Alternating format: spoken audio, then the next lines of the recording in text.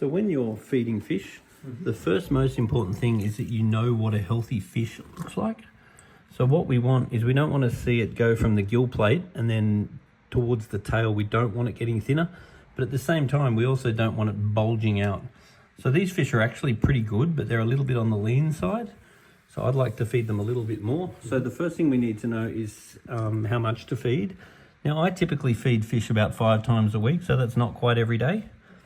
And the next thing we need to know is what to feed. So quality is everything.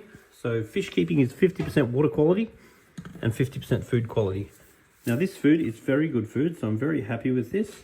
But the way that we want to feed this food is we want to put a little bit of food in and see all the food eaten in 30 seconds. And then over time, we want to be watching the belly of the fish. So if we see the belly getting too fat, then that means we're feeding too much, and then we slowly want to reduce the amount of food. And then in saying that, if we see them getting thin, we definitely need to feed more. So these fish are very distracted right now because we're in the middle of cleaning the tank.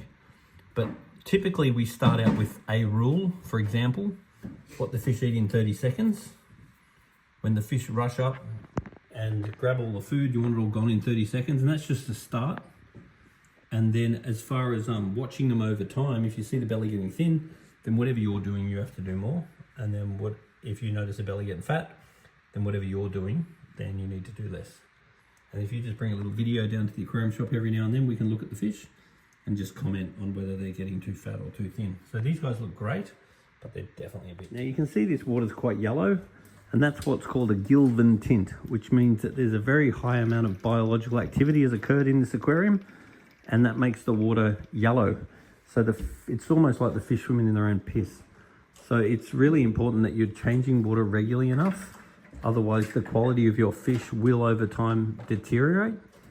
So in a normal situation, if you change this water every 2 to 4 weeks and you use the gravel cleaner, then that would definitely be fairly normal, but it's all governed by your water quality. So if you test the water and your water's good, everything's okay. But if you're doing a gravel clean and there's lots of crap coming out of the gravel, which there was in this case, then definitely increasing your water changes temporarily would help. And as far as your water's concerned, you really want nice crystal clear water. And if your water's not nice and crystal clear, then doing some extra water changes until it clears up is a priority. Because that stuff there, that filter wall is all blocked up, so you'll probably also losing a bit of water from it splashing at the top of that.